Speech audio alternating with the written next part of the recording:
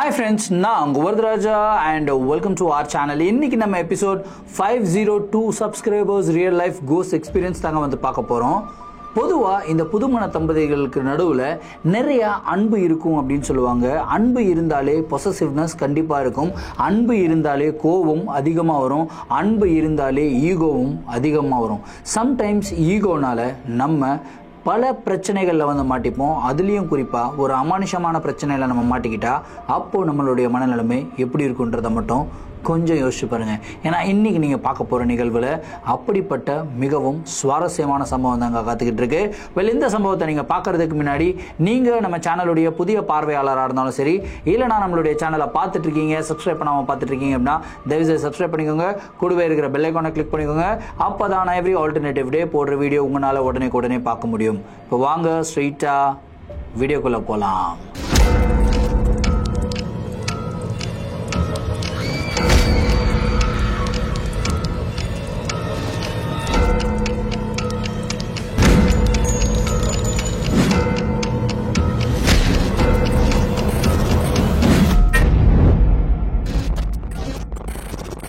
இந்த ஒரு நிகழ்வு நம்மளுக்கு மும்பையிலிருந்து பவித்ரன் அப்படின்ற ஒரு சப்ஸ்கிரைபர் மெயில் பண்ணி விட்டுருக்காருங்க.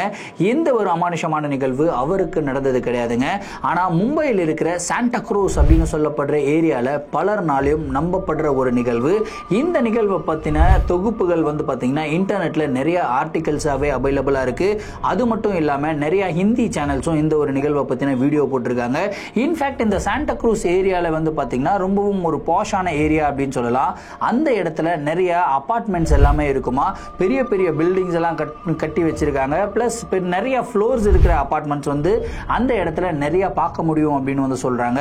அப்படி பிஸியா இருக்கிற சாண்டா க்ரூஸ் அப்படின்னு சொல்லப்படுற அந்த ஒரு இடத்துல ஒரு பர்டிகுலர் ஃப்ளோர், அதாவது செகண்ட் ஃப்ளோர் மட்டும் கம்ப்ளீட்டா வந்து லாக்டவுன் போட மாதிரி யாருமே வாழல அப்படின்னு சொல்லியிருக்காங்க. இன்ஃபேக்ட் அந்த அபார்ட்மெண்ட்டோடைய தேர்ட் ஃப்ளோர்ல மக்கள் வாழ்றாங்க, ஃபோர்த் ஃப்ளோர்ல மக்கள் வாழ்றாங்க, ஏன் கிரவுண்ட் ஃப்ளோர்ல கூட மக்கள் வாழ்றாங்க. ஆனால் செகண்ட் ஃப்ளோர் மட்டும் கம்ப்ளீட்டாக எம்டியாக இருக்குது அப்படின்னு சொல்கிறாங்க. அந்த செகண்ட் ஃப்ளோர் எம்டியாக இருக்கிறதுக்கான முக்கியமான காரணம் ஒரு ஆத்மா, ஒரு பெண்ணுடைய ஆத்மா. அந்த பெண்ணுடைய ஆத்மா ஒரு மன்னிப்பு கேட்டு அந்த செகண்ட் ஃப்ளோர்லேயே சுத்திக்கிட்டு இருக்கிறதா பரவலா பல கதைகளும் வந்து பேசப்படுது. அந்த ஆத்மா எந்த பெண்ணுடைய ஆத்மா அப்படின்னு தெரிஞ்சுக்கிறதுக்கு இப்போ பல வருடங்களுக்கு முன்னாடி எக்ஸாக்டா அந்த இடத்துல என்ன நடந்தது அப்படின்னு ஃபர்ஸ்ட் தெரிஞ்சுப்போம். ஆதித்யா அப்படின்ற ஒரு பையன் வந்து பார்த்தீங்கன்னா சாண்டா க்ரூஸ்ல இருக்கிறாப்புல. அதுக்கு பக்கத்திலேயே வந்து, அதாவது அவர் இருக்கிற வீட்டுக்கு பக்கத்தில் சோனம் அப்படின்ற ஒரு பொண்ணுமே இருக்குங்க. சின்ன வயசுல இருந்தே ரெண்டு பேரும் ஒருத்தர் பார்த்துக்கிட்டாங்க. ரெண்டு பேருக்கும் வந்து பாத்தீங்கன்னா ஒரு விதமான அட்ராக்ஷன் இருந்துகிட்டு இருந்திருக்கு. ஸோ அந்த அட்ராக்ஷன் எப்போ லவ்வா மாறிச்சு அப்படின்னு அவங்களுக்கே வந்து தெரியாதுங்க. ஸோ ரெண்டு பேரும் வந்து கலந்து பேசுறாங்க. பேசின உடனே என்ன முடிவு பண்றாங்க அப்படின்னா, இந்த மாதிரி டேட் பண்ணிட்டு சும்மா சுத்துறது இந்த மாதிரிலாம் நம்மளுக்கு செட் ஆகாது. ரெண்டு பேருமே லவ் பண்றோம், ரெண்டு பேருமே வந்து சந்தோஷமா வாழணும் அப்படின்னு ஆசைப்படுறோம், ஏன் நம்ம கல்யாணம் பண்ணிக்க கூடாது, நம்மளுடைய பெற்றோர்கள் கிட்ட நம்மளுடைய ஆசையை சொல்லுவோம் அப்படின்னு சொல்லிட்டு ஆதித்யா அண்ட் சோனம் ரெண்டு பேருமே வந்து பாத்தீங்கன்னா போய் அவங்களுடைய பெற்றோர்கள் கிட்ட அவங்களுடைய ஆசையை வந்து சொல்றாங்க. இதை கேட்ட உடனே நார்மலா பெற்றோர்கள் வந்து கோவப்பட்டிருக்கணும் இல்லையா. ஆனா அந்த இடத்துல கோவப்படாம ஆதித்யாவுடைய பெற்றோர்களும் சரி, சோனமுடைய பெற்றோர்களும் சரி, இந்த ரெண்டு பசங்களும் ஆசைப்பட்டுட்டாங்க. இன்ஃபேக்ட் அவங்க வெளியே எங்கேயாவது ஓடி கீடி போயிட்டாங்களோ இல்ல டேட் கீட் பண்ணி சுத்திக்கிட்டு இருந்தாலோ ஃபேமிலிக்கே வந்து அசிங்கமா தான் இருக்கும். ஸோ அந்த மாதிரிலாம் எதுவுமே வந்து பண்ணாம நல்ல பிள்ளைங்களா வந்து கல்யாணம் பண்ணிக்கணும் அப்படின்னு தானே வந்து சொல்றாங்க. கல்யாணம் பண்ணி வைப்போம் அப்படின்னு சொல்லி கல்யாணம் பண்ணி வைக்கிறாங்க. ஸோ கல்யாணம் பண்ணும்போது சோனம் வச்ச ஒரே ஒரு கண்டிஷன் என்னன்னா, தனியாக தான் நான் வாழணும், என்னுடைய ஹஸ்பண்ட் கூட என்னுடைய லைஃப்பை வந்து நான் ஜாலியாக என்ஜாய் பண்ணணும்னு நினைக்கிறேன். அதனால அப்பா அம்மா நீங்க தனியா இருங்க, மாமனார் மாமியார் நீங்க தனியா இருங்க, நானும் என் ஹஸ்பண்டும் தனியா ஒரு வீட்டில் வாழணும் அப்படின்ற ஒரு கண்டிஷன் தான். இந்த கண்டிஷனுக்கு எல்லாருமே ஒத்துக்கிறாங்க. ஒத்துக்கிட்டு தான் அந்த சாண்டா க்ரூஸ்ல இருக்கிற அபார்ட்மெண்ட் சொன்னேன் இல்லையா, செகண்ட் ஃப்ளோர்ல வந்து பாத்தீங்கன்னா இவங்களுக்கு ஒரு வீடு வந்து பார்க்கப்படுது. ஸோ இவங்களுமே அந்த வீட்டுக்கு குடிபெயர்ந்து போறாங்க. அதாவது கல்யாணம் ஆகி வெறும் 3 நாள்ல புதுமண தம்பதியினரா அந்த ஒரு வீட்டுக்குள்ள பல கனவுகளுடைய கால் எடுத்து வைக்கிறாங்க. கால் எடுத்து வச்சு வாழவும் ஆரம்பிக்கிறாங்க. ஸோ அங்க போன உடனே சோனமுக்கு ஒரு பயங்கரமான ட்ரீம்ஸ், அதாவது தன்னுடைய ஹஸ்பண்ட் கூட இங்க போகணும் அங்க போகணும், இப்படி தன்னுடைய வாழ்க்கையை அமைச்சுக்கணும் அப்படின்ற மாதிரி ஒரு கனவுகளோட இருந்தாங்க. ஆனா அங்க போன உடனே டோட்டலா பிக்சர் வேற மாதிரி இருந்துச்சு. என்னன்னு கேட்டீங்கன்னா, ஆதித்யா கூட அவங்க பழகி இருக்காங்க. ஆதித்யா வந்து அவங்கள ரொம்ப லவ் பண்ணியிருக்காரு, இவங்களும் அவரை வந்து பாத்தீங்கன்னா ரொம்ப லவ் பண்ணியிருக்காங்க. இது எல்லாமே உண்மைதான். ஆனால் ஆதித்யா ரொம்பவும் ஒரு கேரியர் ஓரியன்ட் பர்சன் அப்படின்னு வந்து சொல்லலாம். இந்த மாதிரி அவருடைய கேரியர் தான் அவருக்கு உலகிலேயே ரொம்பவும் முக்கியமான விஷயம், அவருடைய மனைவி ரெண்டாவது முக்கியமான விஷயம் அப்படின்னு சொல்லி நம்பிக்கிட்டு இருந்தாரு. ஸோ இவங்க வந்து ஹனிமூன் போகணும் அப்படின்னு சொல்லி ஆசைப்பட்டாங்க சோனம். கல்யாணமான உடனே அவங்க வந்து போயிட்டு அதாவது புது வீட்டுக்கு வந்ததுக்கு அப்புறம் ஒரு 2-3 நாள் வந்து சும்மா இருந்திருக்காங்க. 2-3 நாள் வந்து பாத்தீங்கன்னா சீக்கிரமே வந்து ஆதித்யா படுத்து தூங்கிடுவாரு. அதுக்கு அடுத்த நாள்ல இருந்து அவர் வந்து வேலைக்கு கிளம்பி போயிருவாரு. இவருடைய ஒர்க் ஷெட்யூல் எப்படி இருக்கும்னு கேட்டீங்கன்னா காலையில 6 மணிக்கு வேலைக்கு கிளம்பி போயிருவாராங்க. நைட்டு 9:30 மணிக்கு தான் இவர் வேலையில இருந்து திரும்பி வருவாராம். ஸோ ஏர்லி மார்னிங் இவர் வந்து போயிடுறாரு. அவ்வளோ லேட் நைட் தான் வராரு. வரும்போதே செம்ம டயர்டா வருவாராம். வந்த உடனே இவர் வந்து என்ன பண்ணுவார்னா குளிச்சுட்டு சாப்பிட்டுட்டு படுத்து தூங்கிடுவாராம். இப்படிதான் இவருடைய லைஃப் ஸ்டைல் வந்து போயிட்டு இருந்திருக்கு. ஒரு வாரம் இப்படியே போயிட்டு இருந்திருக்குங்க. ஒரு வாரம் கழிச்சு வந்து சோனம் ஆதித்யா கிட்ட பேசுறாங்க. இந்த மாதிரி நம்ம ஹனிமூனுக்கு எங்கெங்க போக போறோம் அப்படின்னு சொல்லி கேட்குறாங்க. அதுக்கு ஆதித்யா வந்து எந்த விதமான ஒரு இன்ட்ரெஸ்ட்டுமே இல்லாம ஹனிமூனெல்லாம் எங்கே போக போகிறோம், ஹனிமூனெல்லாம் எங்கேயும் போக போகிறதில்ல, நீங்கள் வீட்டில் இருக்கிற நான் வேலைக்கு போகிறேன், நிறையா காசு சேர்த்து வைக்கணும், பெருசாக ஒரு பில்டிங்கை வாங்கணும் அப்படின்றது தான் அவருடைய ட்ரீம். அதை சொல்லிட்டு திரும்பியும் அவர் வந்து படுத்து தூங்கிடுறாரு. ஸோ இந்த ஒரு லைஃப் சைக்கிள் வந்து பார்த்திங்கன்னா அப்படியே போய்கிட்டே இருக்குது. இதில் ஆதித்யா ரொம்பவும் ஃபோக்கஸ்டாக அவரோட வேலையில் மட்டும் கவனம் செலுத்துறாரு தவிர அவருடைய மனைவி கிட்ட கொஞ்சம் கூட கவனம் செலுத்தவே இல்லை அப்படின்னு வந்து சொல்லலாம். இன்ஃபேக்ட் அவங்க கூட சரியாக உட்காந்து பேச கூட மாட்டாராம். காதலிக்கும் போது நிறையா வந்து பேசியிருக்காரு, ஆனால் கல்யாணம் ஆனதுக்கு அப்புறம் பேசவே இல்லை. ஸோ மேக்சிமமா இவர் வந்து வேலையில தான் வந்து இருந்திருக்காரு. ஸோ இந்த மாதிரி டிஸ்ட்ராக்டடா இருந்த உடனே சோனம் வந்து ரொம்ப லோன்லியா ஃபீல் பண்ண ஆரம்பிக்கிறாங்க. ஸோ இந்த லோன்லினஸை போக்கணும் அப்படின்றதுக்காக இவங்க என்ன பண்றாங்கன்னா பக்கத்து வீட்டுக்காரங்க கிட்டலாம் பேச ஆரம்பிக்கிறாங்க. ஸோ பக்கத்து வீட்டில் நிறைய ஆன்டிஸ் எல்லாம் இருப்பாங்களே, எல்லா ஆன்டிஸ் கிட்டையும் பேச ஆரம்பிக்கிறாங்க. ஸோ சின்ன சின்ன குழந்தைங்கள்லாம் எல்லார் வீட்லையும் இருக்கு. எல்லா குழந்தைகள் கூட சேர்ந்து விளையாட ஆரம்பிக்கிறாங்க. ஸோ அந்த மாதிரி டைம்ல வந்து பார்த்தீங்கன்னா இவங்களுடைய கவலைகள் எல்லாமே மறந்துட்டு ரொம்ப ஜாலியாக இருக்க ஆரம்பிக்கிறாங்க. ஆனால் அந்த மூமெண்ட் அந்த 9:30 10 o'clock நைட் ஆன உடனே ஆதித்யா வந்த உடனே இவங்களுக்கு திரும்பவும் எல்லா டென்ஷனும் இவங்களுடைய மண்டையில் வந்து உட்காருது. ஆதித்யா கிட்ட எவ்வளவோ நெருங்கி பேசணும், நெருங்கி பழகணும் அப்படின்னு சொல்லி முயற்சி பண்றாங்க. ஆனால் ஆதித்யா எந்த விஷயத்திலையுமே இன்ட்ரெஸ்ட் காட்டவே மாட்டாரு. ஸோ இதுக்கு முக்கியமான காரணம் என்னன்னா அவர் வந்து அவ்வளோ லேட் நைட் வர்றது, ஃபுல்லா டேல ஒர்க் பண்ணிட்டு வர்றதுனால ரொம்ப டயர்ட் ஆயிடுறாரு. டயர்டான ஒரு காரணத்தினால சோனம் கூட கொஞ்சம் கூட பேச கூட முடியாத ஒரு நிலைமையில தான் அவர் வந்து இருக்காருங்க. பல நாட்கள் சோனமே வந்து பாவப்பட்டிருக்காங்க. ஐயோ இவன் வந்து இவ்வளோ டயர்டா வரானே, இவனை வந்து இன்னமும் கொஞ்சம் எப்படி நம்ம முழிக்க வைக்கிறது, சரி படுத்து தூங்கட்டும் அப்படின்னு சொல்லி விட்டுறாங்க. ஆனா என்னதான் இப்படி விட்டுக்கிட்டே இருந்தாலும் ஒரு 3 மாதங்கள்ல அவங்களுக்கு அதுவே வந்து ஒரு மிகப்பெரிய மென்டல் பிரஷர் ஆயிடுதுங்க. ஸோ ஃபைனலாக வந்து பார்த்தீங்கன்னா ஒரு நாள் ஆதித்யா வராரு, ஆஃபீஸ் முடிச்சுட்டு வராரு. வந்த உடனே இந்த மாதிரி எனக்கு ஒரு 4 நாளைக்கு தேவையான துணிகள் எல்லாம் பேக் பண்ணு அப்படின்னு வந்து சொல்றாரு. ஏன் அப்படின்னு சொல்லி கேட்கும்போது அப்பதான் அவர் சொல்றாரு, இந்த மாதிரி ஆஃபீஸில் வந்து ஒரு துபாய் ட்ரிப் வந்து பிளான் பண்ணியிருக்காங்க. அந்த துபாய் வந்து அஃபிஷியல் மீட்டுக்காக நான் போறேன். ஸோ என்னுடைய துணியெல்லாம் பேக் பண்ணு அப்படின்னு சொல்லி சொல்லிடுறாருங்க. ஸோ அவங்களுமே வந்து பார்த்தீங்கன்னா துணி எல்லாமே பேக் பண்ணி வச்சிடுறாங்க. அவங்க என்ன யோசிக்கிறாங்க, அதாவது சோனம் என்ன யோசிக்கிறாங்கன்னா இந்த மாதிரி ஆஃபீஸில் ட்ரிப்புக்கு கூட்டிட்டு போறாங்க, ஓகே, ஆனா புதுமண தம்பதியர்கள் இல்லையா, எனக்கும் சேர்த்து இவர் டிக்கெட்டை புக் பண்ணியிருப்பாரு அப்படின்ற ஒரு ஆசையில தான் இவங்க என்ன பண்றாங்கன்னா இவங்களுடைய துணிமணிகளும் வந்து பேக் பண்றாங்க. ஸோ அன்னைக்கு நைட்டு வந்து படுத்து தூங்கிடுறாங்க. ரொம்பவும் சந்தோஷமா இருக்கிறாங்க. அடுத்த நாள் காலையில அவர் வந்து லேட்டா தான் எழுந்துக்கிறாரு. ஏன்னா அன்னைக்கு தான் அவருக்கு ஃபிளைட் இருக்கு. ஸோ கரெக்டா அவர் வந்து ஏர்போர்ட்டுக்கு ஒரு 2 மணி நேரத்துக்கு முன்னாடியே இருக்கணும் இல்லையா, அதுக்கு 1 மணி நேரத்துக்கு முன்னாடி இவர் வந்து எழுந்து ரெடி ஆயிட்டு இவர் வந்து கிளம்புறாருங்க. கிளம்பும் போது சோனமுமே வந்து படபடன்னு கிளம்புறது வந்து பாக்குறாரு. ஆதித்யா என்ன யோசிக்கிறாரு அப்படின்னா தன்னை வழி அனுப்ப வராங்க அப்படின்னு சொல்லி தான் யோசிச்சுக்கிறாரு. ஸோ கிளம்பும் போது இவருடைய சூட் கேஸை மட்டும் இவர் எடுக்கிறாருங்க. எடுக்கும்போது சோனமுமே வந்து பார்த்தீங்கன்னா இன்னொரு சூட் கேஸ் எடுத்துட்டு வராங்க. சோனமை பார்த்து இது யாருக்கு சூட் கேஸ் அப்படின்னு சொல்லி கேட்குறாரு. இது எனக்கு தாங்க அப்படின்னு வந்து சொல்றாங்க. உனக்கு எதுக்கு நீ பேக் பண்ணிக்கிட்ட, உன்னை நான் கூட்டிட்டு போகவே இல்லையே அப்படின்னு வந்து சொல்றாரு. இல்ல இந்த மாதிரி ட்ரிப்புக்கு போறோம், அதாவது நீங்க ஆஃபீஸ் ட்ரிப்புக்கு போறீங்க, எனக்கும் சேர்த்து நீங்க டிக்கெட்டுக்கு பே பண்ணிருப்பீங்க, நானும் உங்க கூட தான் வரேன், அதுவே நம்மளுடைய ஹனிமூன் மாதிரி இருக்கும் அப்படின்னு சொல்லி நான் யோசிச்சேன் அப்படின்னு சொன்ன உடனே ஆதித்யாவுக்கு செம்ம கோவம் வருது. என்ன நீ நினைச்சுக்கிட்டு இருக்க, துபாய் ட்ரிப்பெல்லாம் அவ்வளோ சிம்பிளான ஒரு விஷயமா, எவ்வளோ காசு செலவாகும் தெரியுமா, கண்டிப்பா நான் உன்னை கூட்டிட்டு போவாமலாம் இருக்க மாட்டேன், ஆனா இந்த டைம்ல என்னால உன்னை கூட்டிட்டு போக முடியாது. இன்ஃபேக்ட் நீ பேக் பண்றதுக்கு முன்னாடி என்கிட்ட கேட்டிருக்கணுமா இருக்க கூடாதா அப்படின்னு சொல்லிட்டு ஆதித்யா சோனம் கிட்ட ரொம்பவும் கடுமையா வந்து பேச ஆரம்பிக்கிறாருங்க. ஸோ இதை பார்த்து சோனம் அழுகுறாங்க. அழுதுட்டு சரி நீங்க போயிட்டு வாங்க அப்படின்னு சொல்லி வீட்டுக்குள்ள போயிடுறாங்க.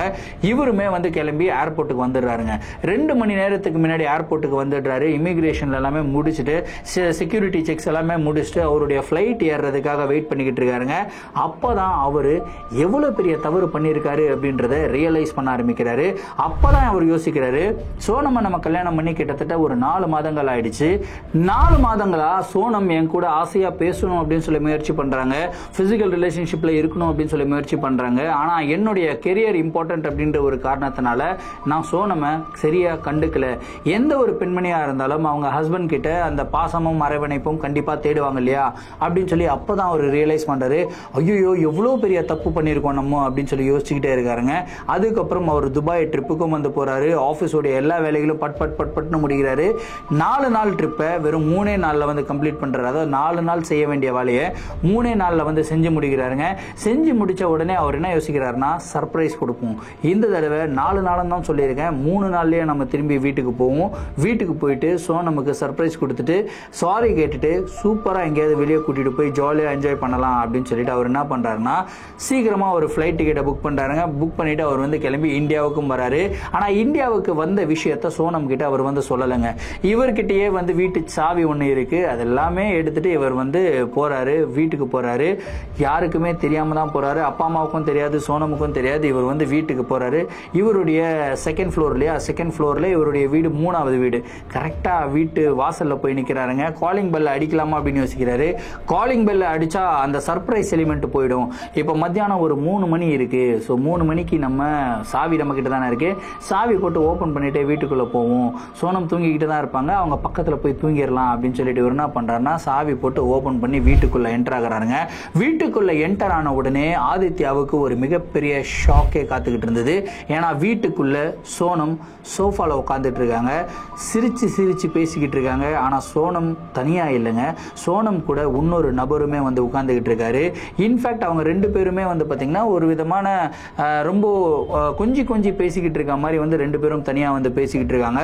இந்த ஒரு நிகழ்வை பார்த்த உடனே ஆதித்யாவுக்கு அப்படியே ஹார்ட்டே வெடிச்சு போற மாதிரி இருக்குங்க.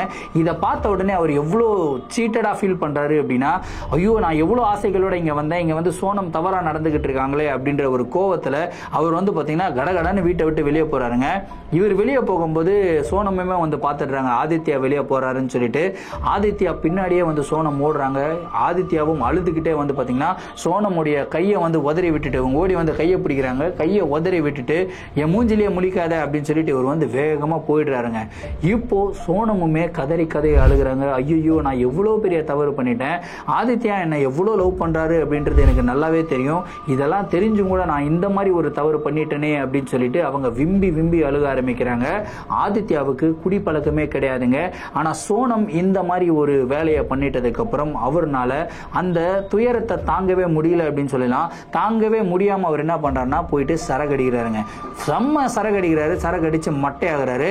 கொஞ்சம் லைட்டா கான்சியஸ்னஸ் வருது. ஒரு நைட்டு 9:30 மணி அளவுக்கு தான் இவருக்கு கான்சியஸ்னஸ் வருதுங்க. கான்சியஸ்னஸ் வந்த உடனே சரி ஏதோ ஒரு தவறு பண்ணிட்டாங்க, இந்த தவறை நம்ம இன்னும் பெருசுப்படுத்த வேணாம், நம்ம போய் சோனம் கிட்ட பேசிட்டு தவறை மன்னிச்சிட்டோம் அப்படின்னு சொல்லிடலாம் அப்படின்ற ஒரு திங்கிங்ல தான் இவர் வந்து பாத்தீங்கன்னா தடுமாறி இவருடைய வீட்டுக்கு வந்து நடந்து போகிறாருங்க. இவருடைய செகண்ட் ஃப்ளோருக்குள்ள என்டர் ஆகுறாரு. அவ்வளோ கூட்டம் இருக்கு, என்னடா இது இவ்வளவு கூட்டம் இருக்கு அப்படின்னு சொல்லிட்டு அப்படியே தடுமாறி இவர் நடந்து போறாரு. இவருடைய வீட்டு வாசலுக்கு முன்னாடி அவ்வளோ கூட்டம், எல்லாருமே வந்து ஏதோ பதட்டத்தில் இருக்கிற மாதிரியே ஒரு ஃபீல். என்னாச்சு அப்படின்னு சுத்தி பார்த்துட்டு இவர் வந்து வீட்டுக்குள்ள என்டர் ஆகுறாருங்க.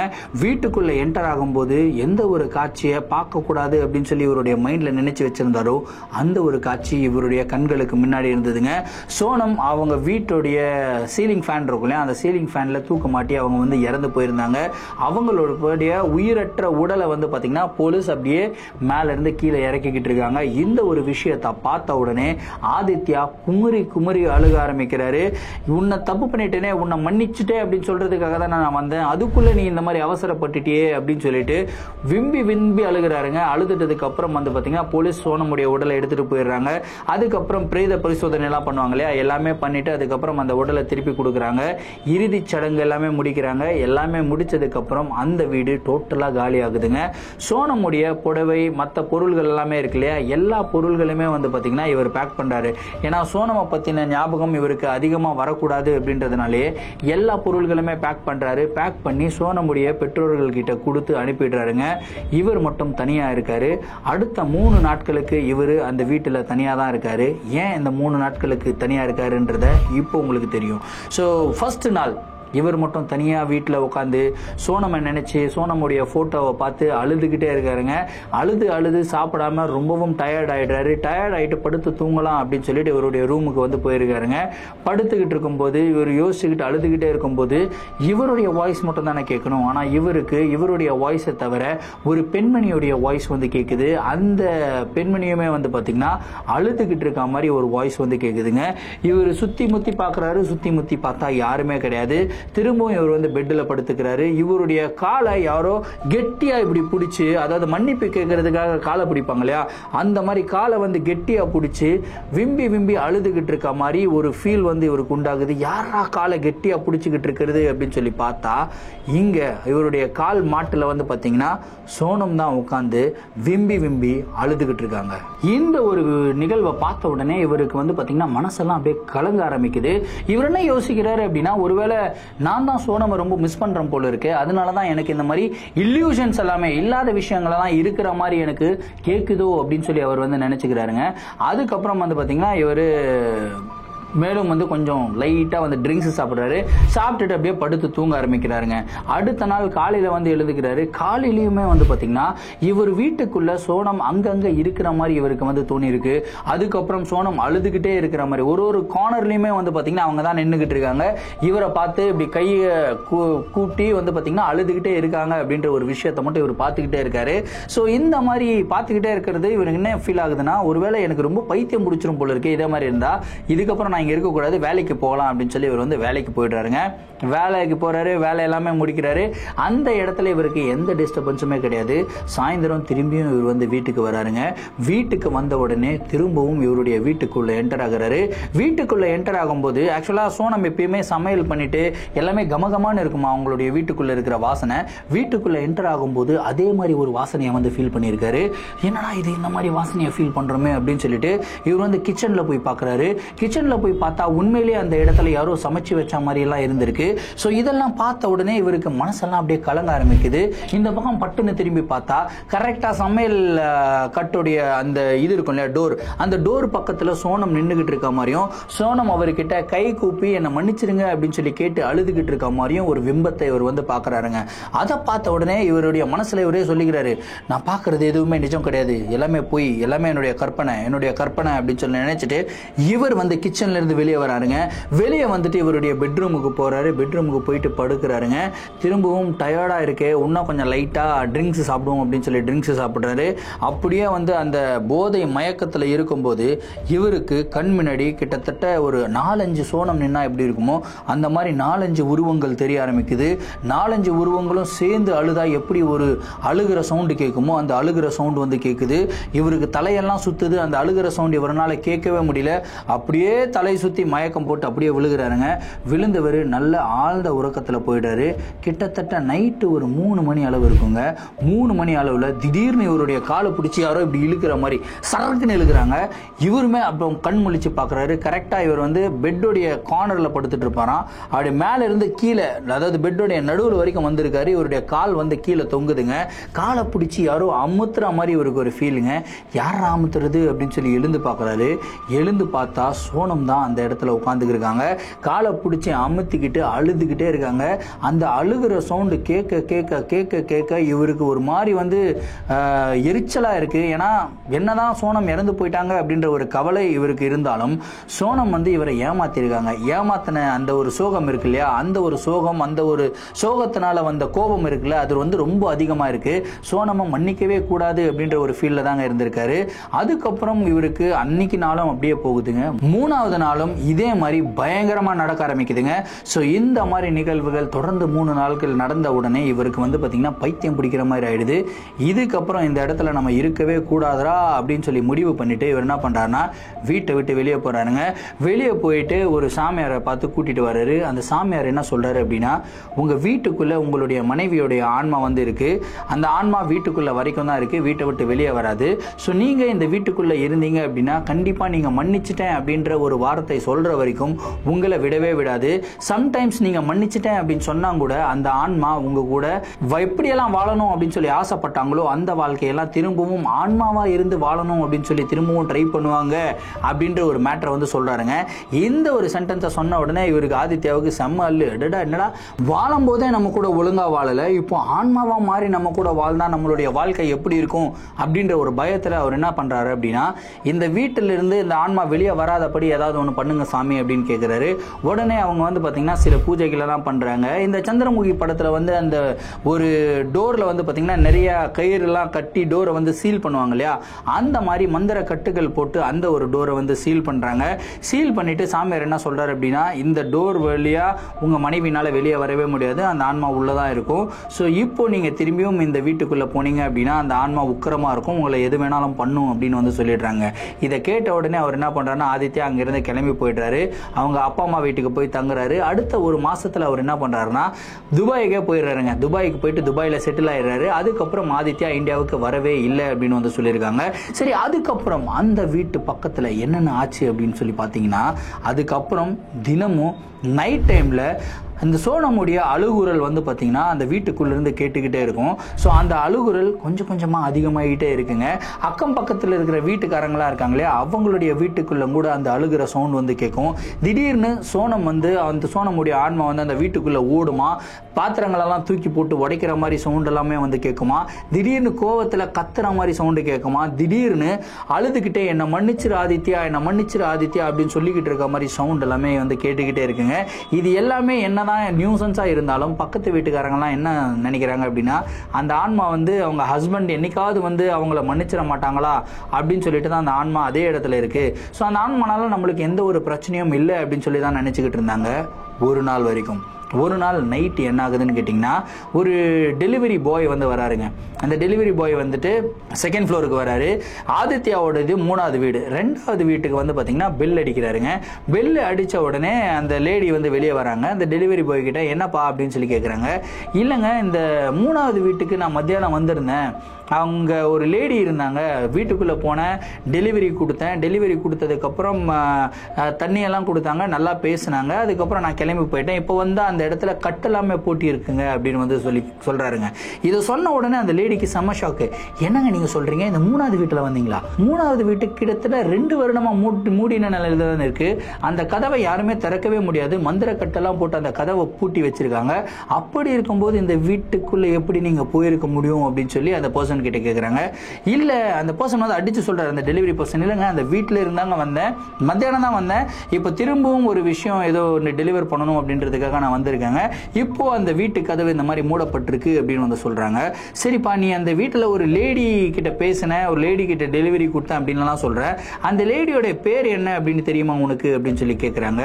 அதுக்கு அந்த பர்சன் என்ன தெரியுமா சொல்கிறாரு, நல்லா தெரியுமே, சோனம், அவங்க பேர் சோனம் தான் சொன்னாங்க அப்படின்னு சொன்ன உடனே அந்த லேடிக்கு, அதாவது செகண்ட் வீட்டில் இருந்த லேடிக்கு அப்படியே கால் கையில் அப்படியே நடுங்க ஆரம்பிக்குது. ஏன்னா யோசிச்சு பாருங்க, அந்த ஆன்மா வீட்டை விட்டு வெளியவே வராது அப்படின்னு சொல்லி நினைச்சவங்களுக்கு இப்போ இந்த வீட்டுக்குள்ள இந்த ஃப்ளோரில் நிறைய விஷயங்கள் நடக்க ஆரம்பிக்குது அப்படின்னு சொல்லி அப்போதான் வந்து ரியலைஸ் பண்றாங்க. அதுக்கப்புறம் நைட்டு ஒரு 8 மணி ஆனா போதும், 8 மணிக்கு மேலே யாருமே அந்த செகண்ட் ஃப்ளோரில் இருக்கிறவங்க அவங்க வீட்டை விட்டு வெளியே வரவே மாட்டாங்க. அதுக்கப்புறம் நைட் டைமில் வந்து பார்த்தீங்கன்னா திடீர்னு அந்த ஃப்ளோர் இருக்குல்லையா, அந்த செகண்ட் ஃப்ளோரில் ஓடுற மாதிரி சவுண்டு வந்து கேட்குமா, அந்த செகண்ட் ஃப்ளோர்லேயே அழுகிற மாதிரி கத்துற மாதிரி சவுண்ட் எல்லாமே கேட்டுக்கிட்டே இருக்குமா. இதெல்லாம் நாட்கள் நகர நகர நகர நகர அந்த செகண்ட் ஃப்ளோரில் இருக்கிற வாழ்ந்த மக்கள் எல்லாமே இருக்காங்களே, அவங்க எல்லாருக்குமே வந்து பார்த்தீங்கன்னா ரொம்பவும் பயம் வர ஆரம்பிச்சிடுது. ஒருத்தராக அந்த செகண்ட் ஃப்ளோரில் இருக்கிற வீடை வந்து ஒன்று சேல் பண்ணிடுறாங்க, இல்லைனா வாங்கவே முடியாது, சேல் பண்ணவே முடியாது அப்படின்ற ஒரு சுச்சுவேஷனில் இருக்கிற வீடுகளை பூட்டு போட்டு வேற ஒரு இடத்துல போய் தங்க ஆரம்பிச்சிடுறாங்க. ஸோ படிப்படியாக ஒரு வருஷம் 1.5 வருஷத்தில் அந்த செகண்ட் ஃப்ளோரில் இருக்கிற எல்லா வீடுமே காலி ஆகிடுச்சுங்க. ஸோ இப்போது அந்த அப்பார்ட்மெண்ட்டோடைய அந்த மெயின்டெனன்ஸ் எல்லாம் பார்ப்பாங்களே, அவங்க என்ன டிசைட் பண்ணுறாங்க அப்படின்னா இந்த செகண்ட் ஃப்ளோரே லாக் பண்ணிவிடுவோம் அப்படின்னு சொல்லிட்டு செகண்ட் ஃப்ளோரே கம்ப்ளீட்டாக லாக் பண்ணுறாங்க. அந்த ஒரு கேட் இருக்கு இல்லையா, கேட்டில் வந்து சின்னதாக ஒரு ஓட்டை இருக்குங்க. அந்த ஓட்டை வழியாக ஒரே ஒரு கருப்பு கலர் நாய் மட்டும் மேலே போகுமாங்க. அந்த நாய் வந்து செகண்ட் ஃப்ளோர்லேயே தங்க ஆரம்பிச்சிருச்சு. அந்த நாய் எப்பயுமே சைலண்டாக தான் இருக்குமா, கொலைக்காதான், கம்முன்னு போமா, கம்முன்னு வருமா, இந்த மாதிரி தான் இருக்குது. ஆனால் திடீர்னு நைட்டு ஏதாவது ஒரு நாளில் அந்த நாய் மேலே இருந்து குலைச்சிக்கிட்டே இருக்குமா. பொதுவாக நாய்கள் வந்து குலைக்கிறது அப்படின்னா யாராவது ப்ரெசன்ஸ் ஃபீல் பண்ணால் வந்து குலைக்காது. ஆனால் யாராவது ஒருத்தங்க புதுசாக அந்த இடத்துல நடந்து போனால் கண்டிப்பாக அவங்கள பார்த்து குலைக்கும் இல்லையா. செகண்ட் ஃப்ளோரில் இருக்கிற எல்லா வீடுகளுமே காலி. அப்படி இருக்கும்போது காலியாக இருக்கிற வெராண்டாவில் அந்த நாய் யாரை பார்த்து குலைச்சது அப்படின்னு சொல்லி அந்த அப்பார்ட்மெண்ட்டில் இருக்கிறவங்க எல்லாமே பயப்பட ஆரம்பித்தாங்க. ஸோ அதுக்கப்புறமே வந்து பார்த்திங்கன்னா அந்த அப்பார்ட்மெண்ட்டோடைய ஃபேமஸ் லைட்டாக கொஞ்சம் கம்மி ஆகிடுச்சு அப்படின்னு சொல்கிறாங்க. ஆனால் இது வரைக்குமே அந்த கருப்பு கலர் நாய் வந்து அந்த அப்பார்ட்மெண்ட்டில் தான் இருக்கிறதாகவும், சம்டைம்ஸ் அதாவது ஒரு வாரத்தில் 7 நாள் இருந்தது அப்படின்னா 2 நாளில் நைட்டு ஒரு மணி நேரத்துக்கு அந்த நாய் வந்து யாரையும் பார்த்து குலைச்சிக்கிட்டு இருக்க மாதிரி குலைச்சிக்கிட்டே இருக்கும் அப்படின்னு வந்து சொல்றாங்க. நைட் ஆனா அந்த செகண்ட் ஃப்ளோர்ல மட்டும் இந்த மாதிரி அழுகிற மாதிரி சவுண்டு, அதுக்கப்புறம் அந்த இடத்துல ஓடுற மாதிரி சவுண்டு, அதுக்கப்புறம் என்ன மன்னிச்சிடு ஆதித்யா அப்படின்னு சொல்லி பேசுற மாதிரி சவுண்டு, இது எல்லாமே மேல் ஃப்ளோர்லயும் வந்து கேட்டுக்கிட்டே இருக்கு அப்படின்னு வந்து சொல்லியிருக்காங்க. ஸோ இது வரைக்குமே அந்த ஒரு ஆன்மா அந்த வீட்டில் தான் கைதி ஆகிட்டு இருக்கிறதாகவும், ஆதித்யா என்னைக்காவது ஒரு நாள் வருவார், என்னைக்காவது தன்னை மன்னிச்சிருவாரு அப்படின்ற ஒரே நம்பிக்கையில் அந்த ஆன்மா இது வரைக்கும் அந்த ஃப்ளோரில் இருந்துக்கிட்டே இருக்கிறதா ஒரு கதையுமே வந்து சொல்கிறாங்க. ஸோ இது படிக்கும்போது எனக்கு ரொம்பவும் ஃபேசினேட்டிங்காக இருந்தது. ஸோ ரொம்பவும் சூப்பரான ஒரு ஸ்டோரியாக இருந்தது. நிறைய ஆர்டிகல்ஸ் வந்து வாசித்தேன். இன்டர்நெட்டில் இந்த ஒரு நிகழ்வை பற்றின நிறைய ஆர்டிகல்ஸ் வந்து இருக்குங்க. அந்த ஆர்டிகல்ஸில் எல்லாமே டிஃப்ரெண்ட் வேர்ஷன்ஸ் வந்து போட்டிருக்காங்க. ஆனால் இந்த ஒரு வேர்ஷன் எனக்கு வந்து ரொம்ப பிடிச்சிருந்தது. ஏன்னா அது வந்து ஒரு லவ் ஸ்டோரி ப்ளஸ் அந்த லவ் ஸ்டோரியில் வந்து ஒரு ஏமாற்றம், ஒரு துரோகம், அந்த துரோகத்தினால வந்த கோபம், அந்த கோபத்தினால வந்த ஒரு மறைவு அப்படின்னு சொல்லிட்டு நிறைய விஷயங்கள் வந்து அடுக்கடுக்காக சொல்லிட்டே போகலாம். ஓவரால் இது வந்து ஒரு பெர்ஃபெக்டான ஒரு லவ் சப்ஜெக்ட் எடுக்க வேண்டிய ஒரு படமாக எடுக்க வேண்டிய ஒரு கதையாக வந்து இருக்குது. ஸோ இந்த ஒரு கதை எனக்கு ரொம்ப பிடிச்சதை தான் நான் போஸ்ட் பண்ணியிருந்தேன். உங்களுக்கு இந்த கதை எப்படி இருக்குது அப்படின்றத வந்து கமெண்ட் பாக்ஸில் சொல்லுங்கள். லாஸ்ட் வீடியோவுக்கு நான் கேட்ட மாதிரி, அதாவது 500 வீடியோவுக்கு நான் கேட்ட மாதிரி நீங்கள் வந்து 300 கமெண்ட்ஸ் வந்து போட்டிருந்தீங்க. எனக்கு ரொம்ப ரொம்ப ரொம்ப ரொம்ப சந்தோஷம், ஹாப்பி. ஸோ அதே மாதிரி இந்த வீடியோவுக்கும் நீங்கள் 3000 லைக்ஸ் அண்ட் 300 கமெண்ட்ஸ் போடுவீங்க அப்படின்றத நம்புகிறேன். ஏன்னா நீங்கள் போடுற ஒரு கமெண்ட் அண்ட் லைக் தான் என்ன மாதிரி கிரியேட்டர்ஸ்க்கு ஒரு மிகப்பெரிய மோட்டிவேஷனல் பூஸ்டராகவே இருக்குங்க. இதே மாதிரி உங்களுடைய வாழ்க்கையில் ஏதாவது அமானுஷமான நிகழ்வுகள் நடந்திருந்து அந்த நிகழ்வுகள் நாங்கள் ஷேர் பண்ணணும்னு நினச்சிங்கன்னா என்னோட இன்ஸ்டாகிராமில் ஃபாலோ பண்ணிவிட்டு இன்ஸ்டாகிராமில் டிஎம் பண்ணுங்கள். இல்லை என்னோட மெயில் ஐடிக்கு மெயிலாக சென்ட் பண்ணி விடுங்க. கண்டிப்பாக உங்களுடைய நிகழ்வுகளும் நம்மளுடைய சேனலில் வீடியோஸாக போடப்படும். மீண்டும் அடுத்த வீடியோவில் சந்திக்கும் வரை நான் உங்கள் Varadaraja, signing off. Thank you and bye.